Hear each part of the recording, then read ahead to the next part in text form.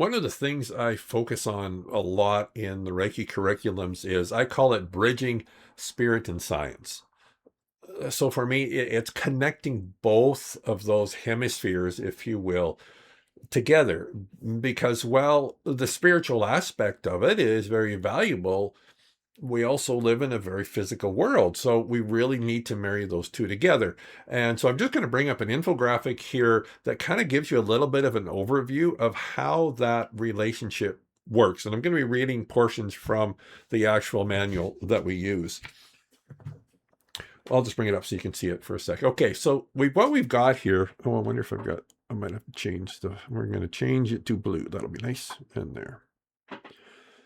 So in the present moment, which is all of this, there is this hemisphere I call the non-physical. And as it says here, depending on how you're viewing this, it might be hard to see. So thought, intention, those thought processes. So what I mean by non-physical is it's real, but you don't necessarily experience it directly with your five senses. And then kind of bordering or building from that is the physical, which is, in a sentence, it's this aspect of this present moment that you experience with your five senses. Okay, now that's cool, but there's this gap in the middle. And that's the thing. We need to there's something that bridges those two together. And I find that's what's often missed. And as it says here, and in between those two, there is the big reveal, your body. So your body fits right there. So in a really cool way, your body is like a transducer, or if you will, a facilitator between this and this. So what does that look like as it relates to Reiki? So essentially, there are three ways that this, for our purposes here, that this non-physical energy flows or is converted or transformed into the physical. And they are, and again, this is probably kind of small, but that's okay. So your nervous system, something called your vagus nerve, and then your fascia. Now, all of these are very real physical components of your body, right? And I'm just going to read through a couple of things here. I really liked the statement. Your body, this works really well, is where the invisible becomes visible. It's not the destination, it's the doorway. And I really liked how that is phrased. So then you've got your nervous system, right? So this guy right in here. So your nervous system, in the manual, we talk about your nervous system, I like this too, is your body's decision maker. Now here's what's interesting. See, your body has its own decision-making process. Sometimes, always, I think in many respects, it can and will override this. Your thoughts, your intentions, this will tend to override this. Which is why, if you will, just managing your thoughts, well, it's very powerful.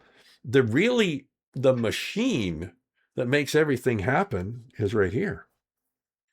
So the more we know about that, the better, right? Okay, I'm just going to go flip a page here. So your nervous system, which is divided into two categories, two structures, if you will, sympathetic and parasympathetic. But for our purposes here, we're just going to call it your nervous system. So your nervous system, in many respects, is like your second brain. It is constantly receiving information externally, translating it, and then feeding information here. And the other thing it does, of course, is take this and move it through to here. So it's very much, as I said, kind of the facilitator or the liaison, if you will, between that. Now, I talked about the parasympathetic and the sympathetic. So like I said, I don't talk a lot about it in this video, but just for our purposes here, think of your parasympathetic nervous system as they call it rest and recharge, right? So when you're doing a Reiki treatment, that's that nervous, that type of nervous system that you want to engage. The sympathetic, well, it's very valuable. That's the got to get stuff done, right? See the difference? Parasympathetic. So when we're doing a Reiki treatment, a big piece of it is sort of allowing our client or yourself, if it's a self-treatment, to kind of move from the sympathetic activated to the parasympathetic activated. And the conductor that does that is this thing called the vagus nerve. Now, the vagus nerve, I'm going to read right out of the manual again. We call the vagus nerve your body's reset switch. You see, your body is not waiting for your mind. I talked about this. Your body is not waiting for your mind to give it instructions. It's already sending the mind its own report constantly. That's your nervous system, back and forth and back and forth. Then your vagus nerve is basically like the switch, if you want to call it that, or maybe a volume control is better, as to, are we engaging parasympathetic or are we engaging sympathetic? Now, neither one is bad. It's just a kind of topic for another discussion. But while we're here, is because so often our default state tends to be the sympathetic for a whole bunch of reasons, which is prime territory for the energetic imbalances that we just pick up on a day-to-day basis to get stuck and to not get released, which is basically the environment creates the root causes that then show up in your physical body. Now, the other piece of this, which is kind of cool, is something called, get rid of this, called your fascia. So, and believe me, I'm not a kinesiology expert, okay?